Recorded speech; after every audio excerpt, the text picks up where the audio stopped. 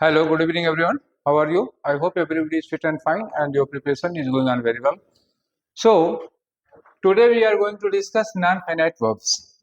In the last class, we have discussed types of verb.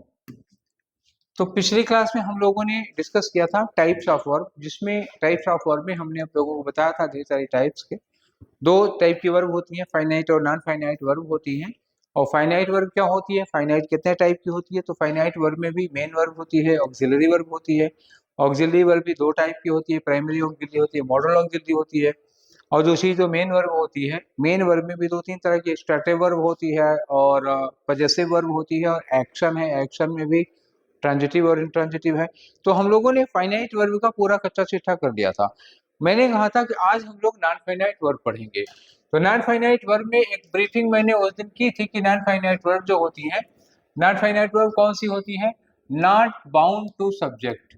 उस दिन वाली class अगर आपको याद है तो आपको ये मैंने बताया था कि नॉन फाइनाइट वर्ब कौन सी हैं, वो वर्ब्स हैं जो सब्जेक्ट से बाउंड नहीं होती हैं। Verbs those are not bound to subject, ऐसी वर्ब्स जो किसी सब्जेक्ट से बाउंड नहीं होते हैं। अच्छा, नॉट बाउंड टू सब्जेक्ट में हम क्या करते हैं कि तीन कैटेगरी लेते हैं। जो not bound to subject verbs होती है नॉन फाइनाइट, वो तीन तरह की होंगी। वो तीन तरह की जो वर्ब्स होती हैं वो कौन कौन सी हैं वर्ब्स, देखो। एक मैंने आपको बताया था कि नॉट बाउंड टू सब्जेक्ट यानी कि नॉन फाइनाइट वर्ब में एक आती है जिरंड। क्या होती है, जिरंड होती है। और एक इसमें आती है कौन सी, इन्फिनिटिव। क्या होती है, इन्फिनिटिव। ये है इन्फिनिटिव, ठीक है ना। आगे इन्फिनिटिव पे दूसरी होती है आपकी पार्टिसिपल।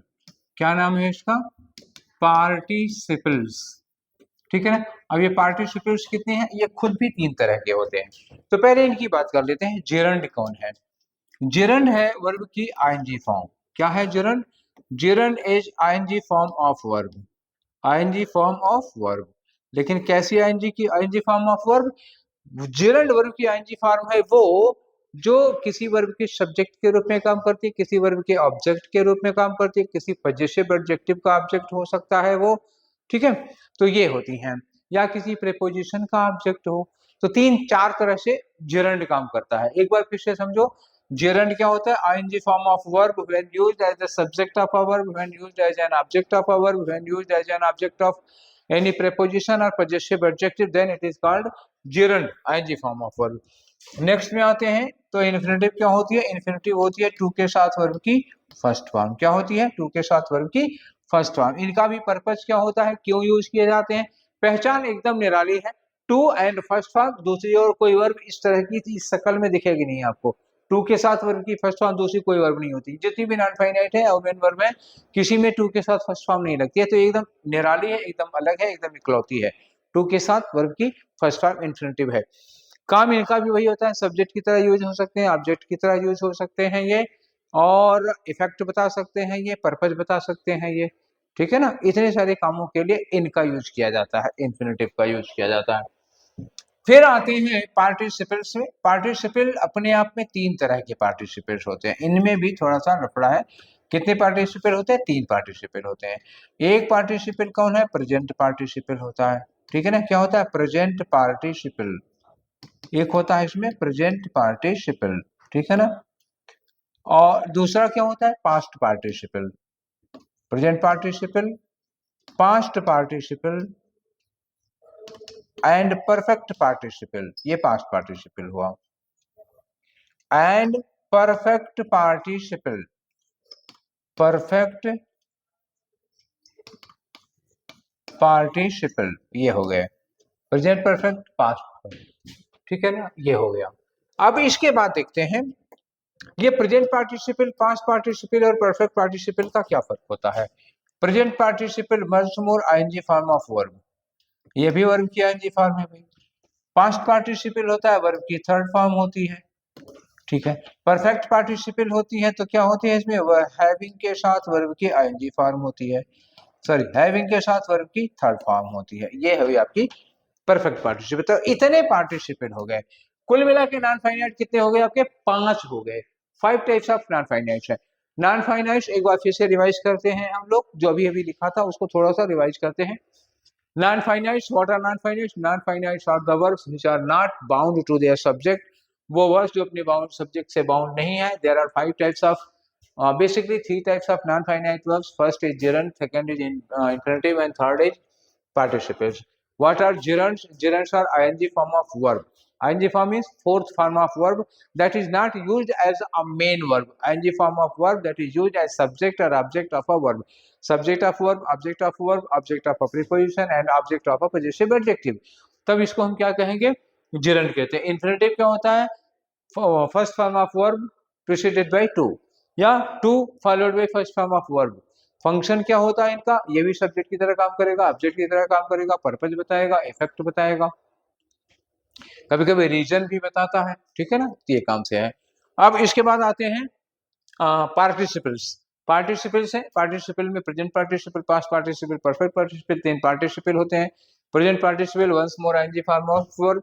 आपको फाइंड आउट करना पड़ेगा कि जेरंड के वर्ब के आईएनजी फॉर्म में और प्रेजेंट पार्टिसिपल के वर्ब के आईएनजी फॉर्म में क्या डिफरेंस होता है. What is difference between the ing form of gerund and ing form of present participle? ing form of gerund क्या होता है? ing form of gerund होता है subject of a verb या object of a verb या object of a verb. ये verb का object हो सकता है, किसी प्रीपोजिशन का ऑब्जेक्ट हो सकता है या फिर किसी पजेसिव एडजेक्टिव का ऑब्जेक्ट हो सकता है. तब ये जेरंड कहा जाएगा. और अगर एडजेक्टिव की तरह यूज की जा रही है वही वर्ब किसकी तरह? एडजेक्टिव की तरह यूज की जा रही है तो हो जाएगी प्रेजेंट पार्टिसिपल. और main verb is, am, are, was, were या विल बी, शैल बी के बाद आ रही है तो वो मेन वर्ब हो जाएगी, फिर वो टेंस में लगी हुई होगी. 3 तरह की वर्ब की आईएनजी फॉर्म होगी. फिर आता है पास्ट पार्टिसिपल वर्ब की थर्ड फॉर्म और एक हैज हैव के बाद वर्ब की थर्ड फॉर्म आती है. तो पास्ट पार्टिसिपल जो वर्ब की थर्ड फॉर्म है ये एडजेक्टिव की तरह यूज होगी. जब हम किसी थर्ड फॉर्म ऑफ वर्ब को किसी एडजेक्टिव की तरह यूज करते हैं then it is called past participle, otherwise it is main verb. और हैविंग के साथ थर्ड फॉर्म, हैविंग के साथ थर्ड फॉर्म तो एकदम डेट सो क्लियर है. हैविंग के साथ थर्ड फॉर्म एक ही में आता है और किसी में आता नहीं है. थर्ड फॉर्म तो 2 जगह हो सकती है ना, मेन वर्ब और पार्ट पार्टिसिपल में. आईएनजी फॉर्म 3 जगह हो सकती है, प्रेजेंट पार्टिसिपल, जेरंड और मेन वर्ब में हो सकता है. तो ये अभी आपको थोड़ा सा कुछ गड़बड़ सड़बड़ सा लग रहा होगा कि ये क्या है. ठीक है ना. अब हम लोग एक एक करके इनको शुरू करते हैं. जेरंड क्या होता है स्टार्टिंग से करेंगे. पहले आपको एक लाइन में एक सीन में सारा कुछ दिख रहा होगा, इसके बाद एक एक करके चलेंगे. तो एक एक करके चलते हैं. चलिए एक एक करके नेक्स्ट पेज से हम शुरू करते हैं. जेरंड, सबसे पहले जेरंड लेते हैं. 2 काम में जेरंड और इन्फिनेटिव एक जैसे हैं तो पहले मैं इकट्ठा अलग अलग कर लेता हूं इनको, फिर इकट्ठा करूंगा. जेरंड का मतलब क्या होगा? Fourth form of verb. Fourth form of verb means ING form. Verb के साथ जब आईएनजी फॉर्म लगा होता है इसको कहते हैं. अब ये कैसे यूज किया जाता है जेरंड को? पहला पर्पस क्या होता है इसका या यूज क्या होता है इसका? देखिए एक है ये जेरंड में as subject of a verb. When ING form of verb is used as subject of a verb, जब ये किसी वर्ब के सब्जेक्ट के रूप में काम करता है तब हम इसको जेरंड कहते हैं. जैसे फॉर एग्जांपल, एग्जांपल के लिए हम आपको एक एग्जांपल देते हैं. सपोज करिए हम ये कह रहे हैं कि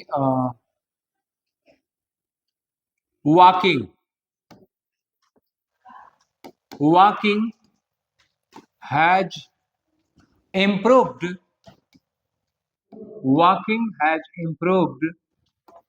his health. Walking has improved his health. Walking ने उसकी हेल्थ को इम्प्रूव कर दिया है, टहलने ने उसकी हेल्थ को सही कर दिया है. ठीक है. दूसरा लेते हैं, आ जाइए. एज सब्जेक्ट, दूसरा है as an object of a verb. As an object of a verb, जब आईएनजी फॉर्म किसी वर्ब का ऑब्जेक्ट होती है. जैसे इसके लिए कोई एग्जांपल 2 में आपको समझाते हैं पहले, फिर तीसरा लेंगे. जैसे हम कहें कि Nidhi likes dancing, Nidhi likes dancing more than anything, Nidhi likes dancing more than anything, ये लिखा है, Nidhi likes dancing more than anything. अब आपको इसी में हमें पढ़ाना है कि ये सब्जेक्ट है या ऑब्जेक्ट किस तरह से काम कर रहा है, ठीक है। चलिए, तो पहले यहाँ आते हैं वॉकिंग में। वॉकिंग हैज इम्प्रूव्ड है, यहाँ लिखा हैज के साथ इम्प्रूव्ड, ये हैज इम्प्रूव्ड क्या हो गई आपकी, वर्ब हो गई, है कि नहीं, हैज इम्प्रूव्ड ये वर्ब है, हैज हेल्पिंग वर्ब हो गया, इम्प्रूव्ड वर्ब की थर्ड फॉर्म हो गई, मेन वर्ब हो गई, हैज इम्प्रूव्ड वर्ब है। तो अब मान लो मैं यहाँ पे वॉकिंग की जगह पर लिख दे रहा हूँ दिस मेडिसिन, ठीक है, मैंने लिखा दिस मेडिसिन या मेडिसिन लिख दे रहा हूँ, केवल मेडिसिन लिख दे रहा हूँ, medicine has improved his health, ऐसे medicine has improved his health, ये वर्ब है।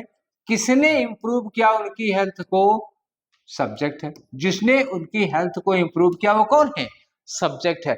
Medicine has improved his health, who improved his health, what improved his health, medicine improved his health.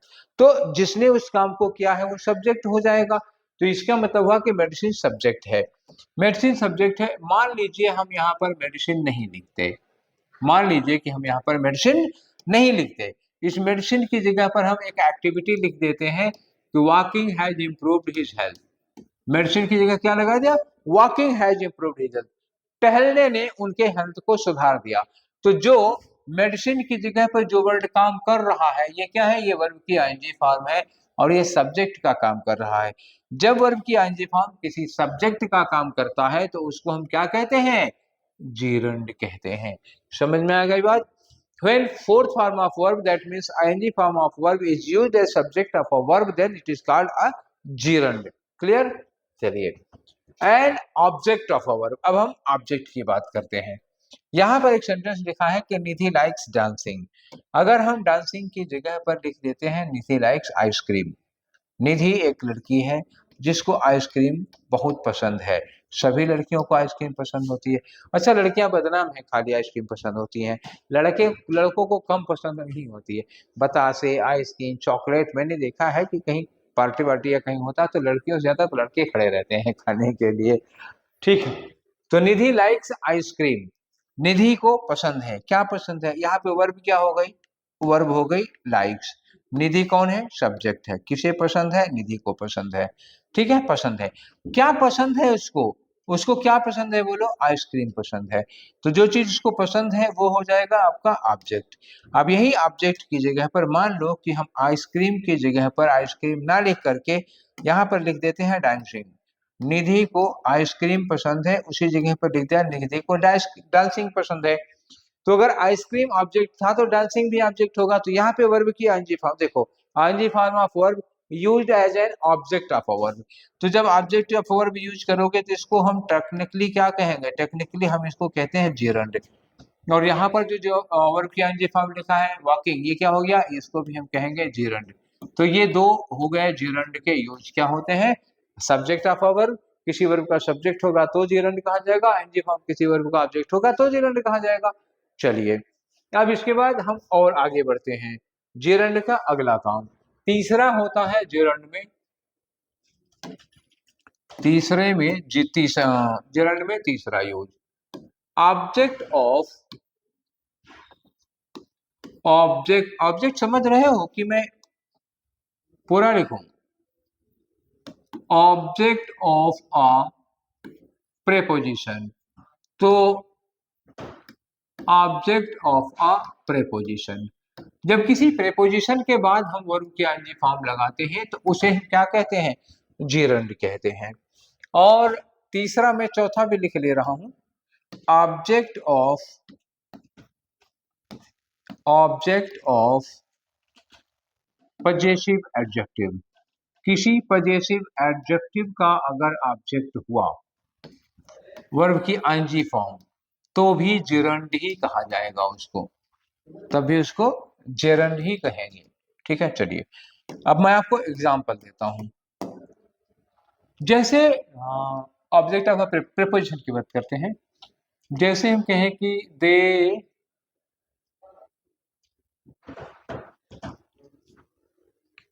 C is good at she is good at mathematics. She is good at mathematics. ठीक है ना। अब ये बताओ हमको कि ये जो मैथमेटिक्स है किसका ऑब्जेक्ट है। मैथमेटिक्स ऑब्जेक्ट है इस प्रेपोजिशन का। एट क्या है, एट है आपका प्रेपोजिशन, इसका ये ऑब्जेक्ट है मैथमेटिक्स। ये क्या कहा जाएगा, प्रेपोजिशन का ऑब्जेक्ट हो गया। अगर इस मैथमेटिक्स की जगह पर हम कहते हैं सी इज गुड एट, यहां पर जहां मैथमेटिक्स लिखा है वहां लिख देते she is good at painting. She is good at painting, वो पेंटिंग में बहुत गुड है। तो एट ये क्या है, ये पेंटिंग क्या है, ये एट का ऑब्जेक्ट है। एट प्रीपोजिशन है, इसके बाद ऑब्जेक्ट है जो वर्ब की एनजी फॉर्म है। इसको आप क्या कहोगे, इसी को हम कहते हैं जीरंड। इसी को क्या कहते हैं, जीरंड। अगर किसी प्रीपोजिशन के बाद वर्ब की एनजी फॉर्म आई हो, अच्छा प्रीपोजिशन के बाद जब वर्ब आती है तो आईएनजी फॉर्म में ही आती है, टू को छोड़ करके, एक्सेप्ट टू, जितनी भी प्रीपोजिशंस हैं उन सब के बाद वर्ब की आईएनजी फॉर्म आती है। At, on, for, from, with, without, under, below, beneath, कुछ भी हो, अगर उसके बाद वर्ब लगा रहे हो, नाउन नहीं, अगर उसके बाद नाउन लगा रहे हो तो ठीक है।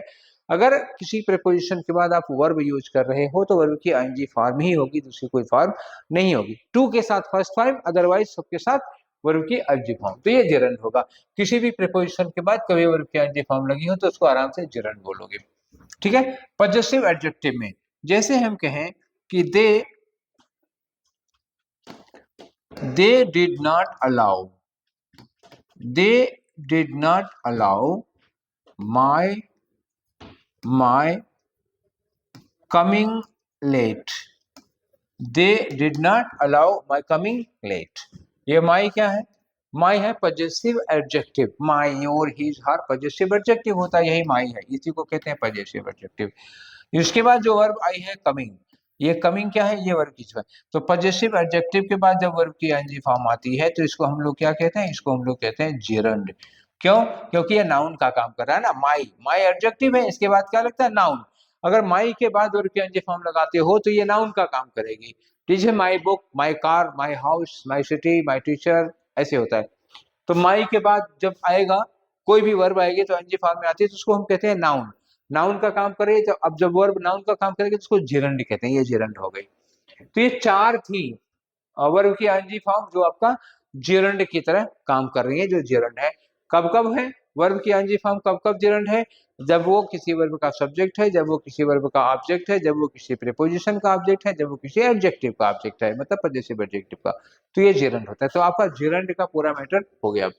जेरंड क्या होता है आपने एक बार में ये देख लिया।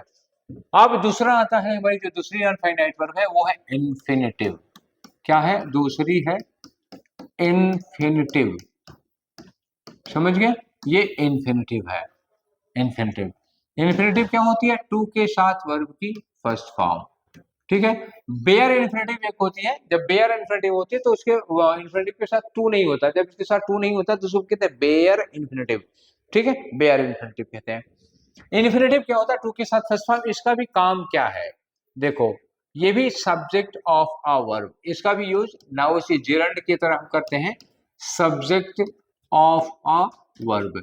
ये कभी कभी किसी वर्ब के सब्जेक्ट की तरह काम करती है। तो सब्जेक्ट ऑफ अ वर्ब ये आप काम करेंगे तो बिल्कुल वैसे ही जैसे हमने जो सेंटेंस हमने दिया था जेरंड वाले में, यहाँ पे देखो, जैसे कहीं हमने कहा कि walking is good for health. Walking is good for health, walking is good for health. इसको हम ऐसे भी कह सकते हैं, to walk is good for health. To walk is good for health. ठीक है, to walk is good for health. तो इसमें मेन वर्ब क्या है बताएंगे आप, इसमें मेन वर्ब क्या, इज। ये इज क्या है, ये आपकी हो गई मेन वर्ब, ये मेन वर्ब हो गई। ठीक, ये मेन वर्ब हो गई। और ये वॉकिंग और टू वॉक ये दोनों क्या हो रहे हैं, ये दोनों आपका सब्जेक्ट का काम कर रहे हैं। ठीक है ना, सब्जेक्ट। तो अब किसी वर्ब के सब्जेक्ट के रूप में हम वॉकिंग जेरंड भी यूज कर सकते हैं, हम वॉक, टू वॉक इन्फिनिटिव भी यूज कर सकते हैं। Walking is good for health, ये भी करेक्ट है। To walk is good for health, ये भी करेक्ट है। तो जब हम टू वॉक को सब्जेक्ट की तरह यूज करते हैं टू के साथ फर्स्ट फॉर्म को, तो ये जेरंड का इन्फिनेटिव कहा जाता है। जब आईएनजी फॉर्म को सब्जेक्ट की तरह यूज करते हैं तो उसको जेरंड कहा जाता है। ठीक है, चलिए अब इसका इन्फिनेटिव का दूसरा यूज होता है as an object, as an object of a verb, as an object of a verb, किसी वर्ब के ऑब्जेक्ट के रूप में लेते हैं। जैसे अभी थोड़ी देर पहले वाले में हमने एग्जांपल लिख दिया था आप लोगों को कि निधि लाइक्स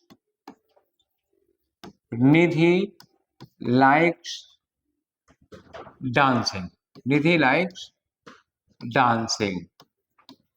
ठीक है, अब डांसिंग की जगह पर हम चाहे तो लिख दें to dance, Nidhi likes dancing या निधि लाइक्स टू डांस, दोनों चीजें हो सकती हैं। अब फिर वही बात आई, निधि क्या है, सब्जेक्ट है, लाइक्स क्या है, वर्ब है, उसको क्या पसंद है, डांसिंग या टू डांस, दोनों चीजें सेम हो गई। ये भी करेक्ट है, ये भी करेक्ट है। और ये दोनों क्या है, जो चीज उसको पसंद होगी वो ऑब्जेक्ट हो जाएगा किस वर्ब का, लाइक, इस वर्ब का ये ऑब्जेक्ट है। उसको जो चीज पसंद है, अगर उसको आइसक्रीम पसंद है तो आइसक्रीम ऑब्जेक्ट होता है, चॉकलेट पसंद है तो चॉकलेट उसका ऑब्जेक्ट हो जाता है, उसको नॉवेल्स पसंद है तो नॉवेल उसका ऑब्जेक्ट हो जाता। समझ में आए, जैसे ही कोई काम पसंद है तो वो उसका ऑब्जेक्ट हो जाएगा। ठीक है, अब आते हैं इसके तीसरे यूज पर, किसके, तो इन्फिनेटिव का तीसरा यूज है, इन्फिनेटिव का यूज पढ़ रहे हैं, टू के साथ फर्स्ट फॉर्म का तीसरा यूज पढ़ रहे हैं। तो इसका तीसरा यूज क्या हो सकता है भाई, देखिए इसका तीसरा यूज आपको बता सकता है पर्पज। क्या होगा, पर्पज या रीजन, पर्पज या रीजन, ये होता है इन्फिनेटिव का यूज होता है पर्पज या रीजन। कैसे, मान लो हम एक सेंटेंस लिखते हैं किसी के लिए, पर्पज या रीजन, जैसे हम ये कहते हैं कि the child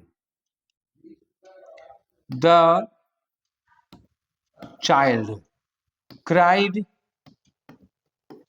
the child cried to see the beggar, the child cried to see the beggar। दूसरा लिख रहे हैं the child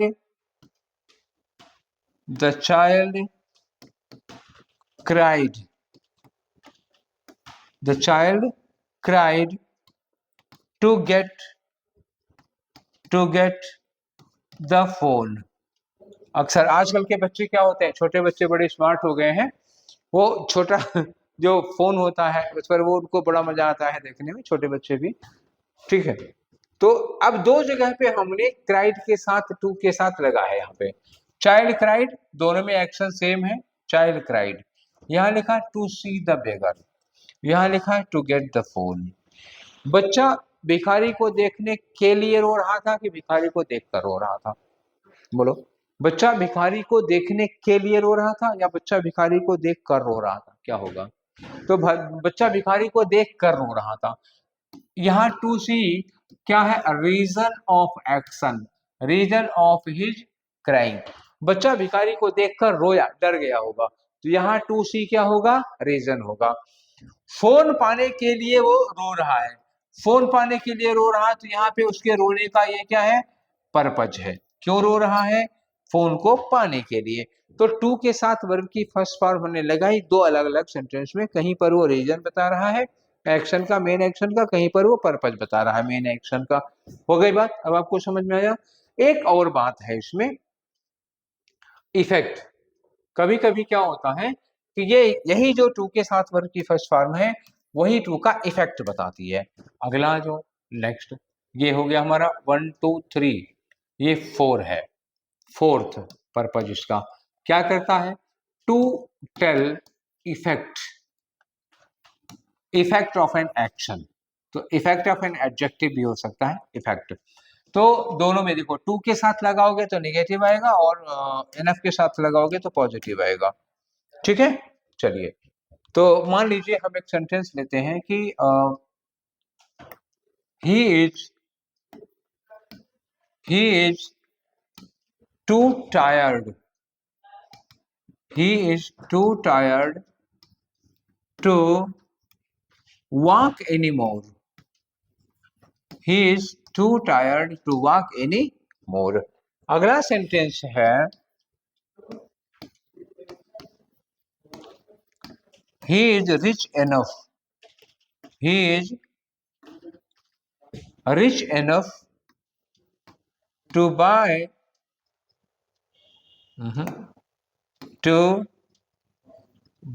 a new car.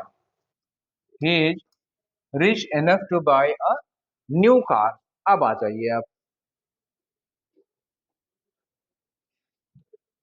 To tired to walk, ये टू के साथ वर्ग की फर्स्ट फॉर्म लगी, टू वॉक, यहाँ लिखा है टू बाय, टू के साथ वर्ग की फर्स्ट फॉर्म लगी है, और यहाँ क्या लिखा है टू। वो इतना थक गया है, टू टायर्ड का मतलब क्या, he so tired to walk anymore, मतलब that he can not walk anymore. तो he so tired that he can not walk anymore, यहाँ टू के साथ वॉक क्या बता रहा है, ये है इफेक्ट, किसका इफेक्ट है ये, टायर्ड होने का, वो इतना थक गया है कि चल नहीं पा रहा है।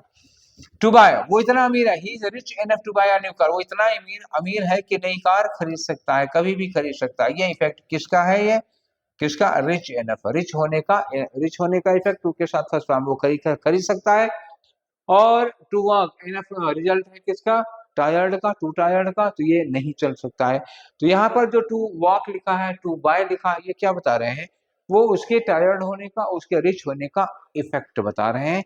तो ये था इन्फिनिटिव। इन्फिनिटिव चार तरह से है, टू के साथ फर्स्ट फॉर्म इन्फिनिटिव होती है, ये किसी वर्ब का सब्जेक्ट हो सकता है, किसी वर्ब का ऑब्जेक्ट हो सकता है, किसी वर्ब का पर्पस बता सकता है, किसी वर्ब का रीजन बता सकता है, या किसी एडजेक्टिव या एडवर्ब का इफेक्ट बता सकता है। ये होता है इन्फिनिटिव का यूज। चलिए, इन्फिनिटिव हो गया, जिरंड हो गया। अब आते हैं हम लोग पार्टिसिपल्स में। पार्टिसिपल्स में बात करते हैं सबसे पहले प्रेजेंट पार्टिसिपल की, ठीक है ना। सबसे पहले किसी की बात करते हैं, प्रेजेंट पार्टिसिपल्स की। ये रहा आपका प्रेजेंट पार्टिसिपल। प्रेजेंट पार्टिसिपल क्या होता है, आईएनजी फॉर्म ऑफ वर्ब। ये क्या है, ये वर्ब की आईएनजी फॉर्म है। वर्ब की आईएनजी फॉर्म कैसे, जब हम इसको एडजेक्टिव की तरह यूज करते हैं तब। कैसे, जब हम इसको एडजेक्टिव की तरह यूज करते हैं तब। जैसे मान लो एक सेंटेंस देते हैं आपको, जैसे हम ये कहें कि मोथ गुबरैला होता है, मोथ fell into the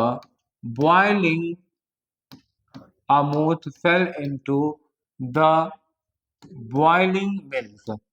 एक गुबरेला उबलते हुए दूध में गिर गया, एक गुबरेला उबलते हुए दूध में गिर गया। यहाँ पर ये बॉइलिंग क्या कह रहा है बताओगे, ये बॉइलिंग क्या है, मिल्क क्या है, नाउन है, और बॉइल ये द क्या है, आर्टिकल है, ये क्या है, आर्टिकल है।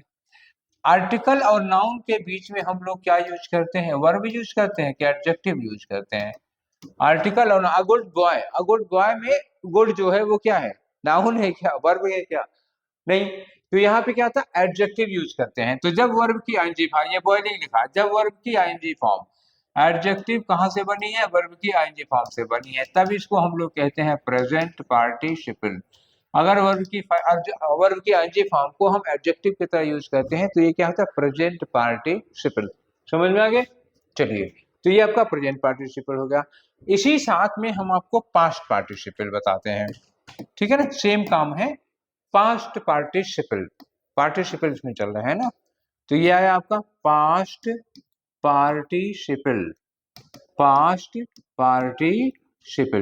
पार्टिसिपल क्या होता है, वर्ब की थर्ड फॉर्म। कैसे वर्ब की थर्ड फॉर्म, एडजेक्टिव की तरह जब हम यूज करेंगे तो पास्ट पार्टिसिपल एडजेक्टिव की तरह यूज कर लेते हैं। देखिए, अब आपके पास एक मैं वर्ड दे रहा हूं, ब्रेक, ठीक है ना। एक वर्ड है ब्रेक क्या है, वर्ब की फर्स्ट फॉर्म। ब्रोक क्या है, वर्ब की सेकंड फॉर्म। ब्रोकन क्या है, वर्ब की थर्ड फॉर्म, ठीक है ना। ये ब्रोकन हो गई। अब हम एक सेंटेंस यूज कर रहे हैं, जैसे मान लो हम ये कहते हैं कि सूरज अरे सूरज gave me Suraj gave me a broken pen. Suraj gave me a broken pen. अब आप बता सकते हैं क्या broken क्या है? आ क्या होगा आर्टिकल, पेन क्या हो गया नाउन, ये ब्रोकन क्या होगा, ब्रोकन क्या है ये एडजेक्टिव का काम कर रहा है। अगर वर्ब की थर्ड फॉर्म है ना, थर्ड फॉर्म देख लो, ये वर्ब की थर्ड फॉर्म होती है ब्रोकन, ब्रोकन वर्ब की थर्ड फॉर्म है लेकिन वर्ब की तरह यूज नहीं की गई है। If third form of verb is not used as a verb, it is used as an adjective, then it is called past participle, तब उसको हम पास्ट पार्टिसिपल कहते हैं। क्लियर हो गई ये भी बात। चलिए अब हमारे पास आता है आपका परफेक्ट पार्टिसिपल, प्रेजेंट पास्ट हो गया, अब आते हैं परफेक्ट पार्टिसिपल पे। थर्ड है परफेक्ट पार्टिसिपल। परफेक्ट पार्टिसिपल ये है, ठीक, परफेक्ट पार्टिसिपल ये आई। तो परफेक्ट पार्टिसिपल में क्या होता है, अब परफेक्ट पार्टिसिपल में होता है हैविंग, और हैविंग के साथ जब वर्ब की थर्ड फॉर्म लग जाती है तो इसको हम लोग कहते हैं परफेक्ट पार्टिसिपल। क्यों यूज किया जाता है इसको, क्यों यूज किया जाता है, यूज किया जाता है when one action is completely over, when one action is completely over before the second action starts, before the second action starts, दूसरा काम शुरू होने के पहले पहला खूब अच्छे से खत्म हो गया हो। जैसे मैं आपको एक सेंटेंस दूं, मान लो मैं एक सेंटेंस दूं, लिखा है कि माधुरी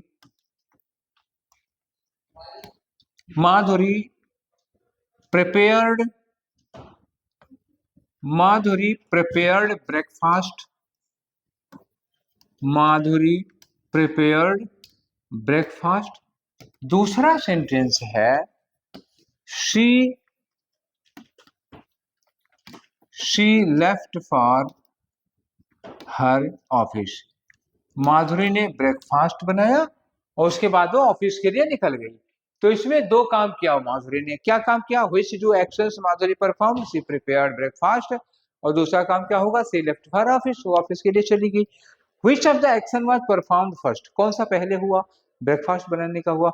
अच्छा जब ब्रेकफास्ट बनाने के बाद ऑफिस गई कि क्या दोनों काम इमीडिएटली आफ्टर हुआ होगा कि बीच में गैप है, क्या उसके ऑफिस जाने का काम तुरंत बाद में हो जाएगा ब्रेकफास्ट बनाने का, नहीं भाई, ब्रेकफास्ट बनाने के बाद नहाए वहाएगी, खुद भी तैयार होगी तब ना ऑफिस जाएगी, ब्रेकफास्ट बना देते समय थोड़े ना तैयार हो रही होगी। तो मतलब पहले ब्रेकफास्ट बनाया फिर ऑफिस गई, ये दोनों काम में क्या रिलेशन क्या होगा, पहला काम बुरा अच्छी तरह से बढ़िया से हो गया है, उसके बाद दूसरा काम शुरू किया है। तो पहले वाले काम को हम परफेक्ट पार्टिसिपेट बना लेते हैं, पहले वाले काम को परफेक्ट पार्टिसिपेट, पहले क्या हुआ उसने ब्रेकफास्ट बनाया, तो हम यहाँ कर लेंगे इसको having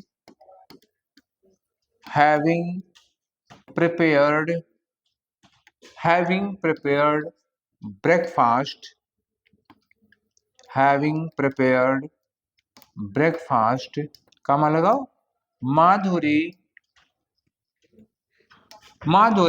went to her office, Madhuri went to her office, ये हो गया। तो ये था आपका नॉन फाइनाइट। हमने एक तरफ से देख लिया नॉन फाइनाइट को, नॉन फाइनाइट में क्या क्या हम लोगों ने पढ़ा,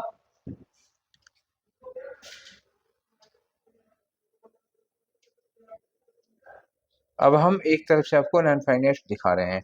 हमने इसमें देखा कि नॉन फाइनाइट क्या होते हैं, नॉन फाइनाइट वो वर्ब होती है जो सब्जेक्ट से बाउंड नहीं होती, तीन तरह की होती है, जेरंड है, इन्फिनिटिव और पार्टिसिपल। पार्टिसिपल में तीन तरह के होते हैं। फिर हम लोगों ने देखा कि जेरंड क्या होता है, वर्ब की आईएनजी फॉर्म है जो किसी वर्ब के सब्जेक्ट की तरह, किसी वर्ब के ऑब्जेक्ट की तरह यूज की जाती है, ठीक है ना। और इसके अलावा वो किसी प्रीपोजिशन के ऑब्जेक्ट के रूप में या किसी पॉजेसिव एडजेक्टिव के ऑब्जेक्ट के रूप में यूज की जाती है। इसके बाद आते हैं इन्फिनिटिव पे। इन्फिनिटिव क्या होता है, टू के साथ वर्ब की फर्स्ट फॉर्म होती है जो किसी वर्ब के सब्जेक्ट के रूप में काम करती है और किसी वर्ब के ऑब्जेक्ट के रूप में काम करती है, किसी वर्ब के ऑब्जेक्ट के रूप में काम करती है, यहाँ पे देखो ये किसी वर्ब के ऑब्जेक्ट के रूप में करती है, पर्पज या रीजन बताने का काम करती है, या फिर इफेक्ट बताने का काम करती है। ठीक है ना, इन्फिनेटिव। उसके बाद हम लोगों ने पढ़ा पार्टिसिपल। पार्टिसिपल में प्रेजेंट पार्टिसिपल वर्ब की एनजी फॉर्म है, जो किसी वर्ब किसी नाउन के लिए एडजेक्टिव का काम करती है। पास्ट पार्टिसिपल वर्ब की थर्ड फॉर्म है, ये भी किसी नाउन के एडजेक्टिव का काम करती है। और लास्ट में है परफेक्ट पार्टिसिपल, हैविंग के साथ थर्ड फॉर्म होता है, जो ऐसे दो कामों को जोड़ने के लिए लगता है जिसमें एक काम पहले हुआ हो, खूब विधिवत हो गया हो, और दूसरा काम उसके बाद में हुआ हो, तो उन दोनों को एक में जोड़ने के लिए हम परफेक्ट पार्टिसिपल यूज करते हैं। तो ये था आप लोगों का पार्टिसिपल। ठीक है, तो ये नॉन फाइनाइट का काम यहीं पर खत्म होता है। नॉन फाइनाइट पे ऐसे कोई क्वेश्चन नहीं होगा, मैं दो एक क्वेश्चन बना के दूंगा, नॉन फाइनाइट को केवल पहचानने के लिए काम आता है। क्वेश्चन ऐसे पूछा जाता है, मेन वर्ब है, जेरंड है, ये क्या है, इस तरह से क्वेश्चन पूछा जाता है। तो इस पर मैं कुछ क्वेश्चन आप लोगों को करा दूंगा। इसके बाद हम लोग अगला टॉपिक शुरू करेंगे। जो हम लोग अगला टॉपिक शुरू करेंगे वो होगा वर्ब फॉर्म का। ठीक है ना, तो जो नेक्स्ट टॉपिक होगा वो क्या होगा हमारा नेक्स्ट टॉपिक होगा वर्ब फॉर्म। तो आज का सेशन तो फिलहाल यहीं पर वाइंड अप करेंगे। इसके बाद आज के टॉपिक के बाद में हम लोग स्टार्ट करेंगे वर्ब फॉर्म।